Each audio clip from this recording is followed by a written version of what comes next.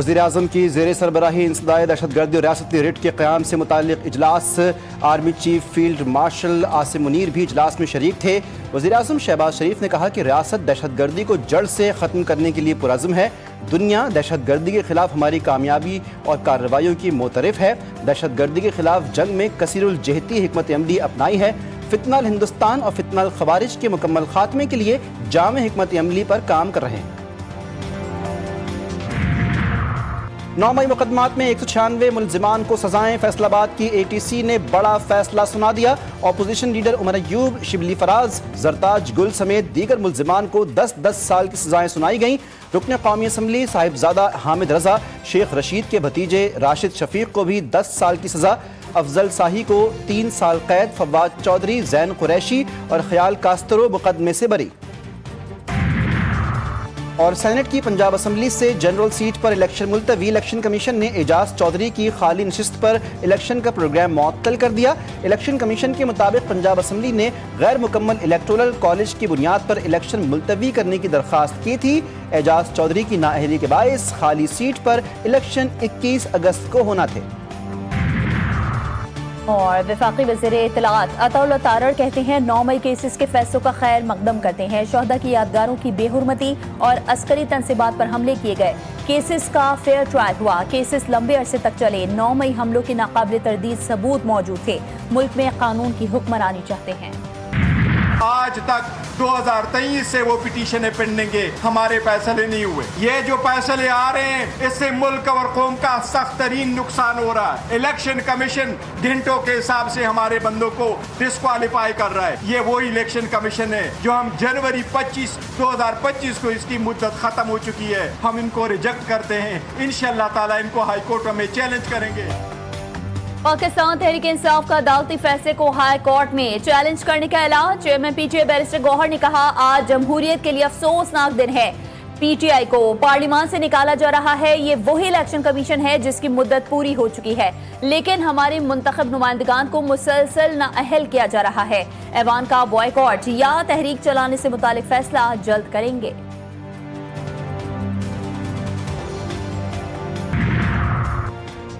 Senator Faisal Bawda का PTI के मजीद अरकान की नाअहली का इशारा। कहा, PTI के लोग बानी की पीठ में खंजर घोंप रहे हैं। अली अमीन गंडापुर भी बानी की पीठ में खंजर घोंप रहे हैं। इदारों को बदनाम करने का सिलसिला अचानक क्यों शुरू हुआ?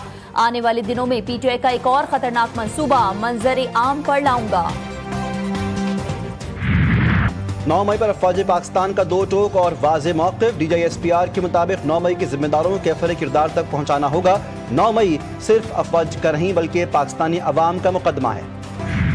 39 वाह कैंट में हलीमा खानम के वारंट हमने लिए हैं। अली अमीन के नाकाबिल ज़मानत वारंट गिरफ्तारी हासिल किए गए हैं। खुर्शीद खान के और इसके अलावा असद कैसर के, उमर अयूब के वारंट गिरफ्तारी हासिल किए गए हैं। और आरिफ अली, हमाद अजहर और एक मुलज़म खुर्शीद खान है, इनके नाकाबिल ज़मानत वारंट गिरफ्तारी जो है वो आज हमने हासिल कर ली है। थाना कराची कंपनी के मुकदमे में PTI के 50 रहनुमाओं की वारंट गिरफ्तारी। आरिफ अलवी, शिबली फराज, रऊफ हसन, बुराद सईद, फैसल जावेद, अली अमीन गंडापुर, असद कैसर, हमाद अजहर, उमर अयूब, शुएब शाहीन, अलीमा खान, शेर अफजल मरवत और दीगर शामिल। वारंट इस्लामाबाद की इंसदादे दहशतगर्दी अदालत ने जारी किए। प्रोसिक्यूटर जहीर शाह का कहना है कि 26 नवंबर मुकदमात पर पुलिस ने काम मुकम्मल कर लिया। मुलजिमान मुसलसल अदालतों से गैर हाजिर हैं।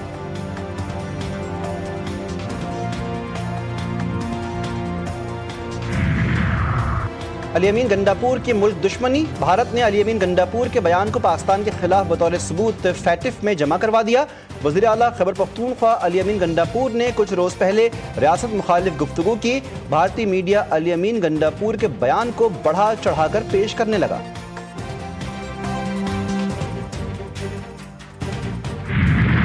पाकिस्तान और अमेरिका के दरमियान तिजारती मुआहदा तय। अमेरिकी सदर ने ऐलान कर दिया। कहा, पाकिस्तान के साथ मिलकर तेल तलाश करेंगे। ऑयल कंपनी तलाश कर रहे हैं जो मिलकर मुआहदे को आगे बढ़ाए।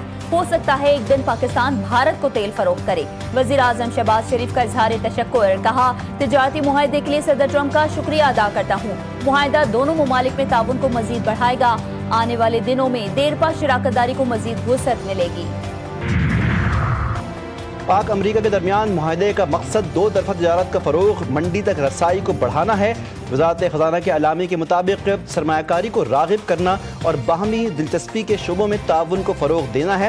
پیش رفت وزیر خزانہ محمد اورنگزیب کی امریکی وزیر تجارت اور امریکی تجارتی نمائندے سے ملاقات کے دوران ہوئی۔ معاہدہ دونوں ملکوں کی قیادت کے دو طرفہ تعلقات کو گہرے کرنے کے عزم کا اظہار ہے۔ امریکی صدر نے بھارتی معیشت کو مردہ قرار دے دیا۔ راہل گاندھی نے ڈونلڈ ٹرمپ کے بیان کو درست قرار دیا۔ ٹرمپ کے معیشت کو مردہ قرار دینے کے بیان کو مودی حکومت کی ناکام خارجہ اور معاشی پالیسی سے تعبیر کیا۔ راہل گاندھی نے کہا، مودی صرف صنعت کار گوتم اڈانی کے مفادات کے لیے کام کرتے ہیں۔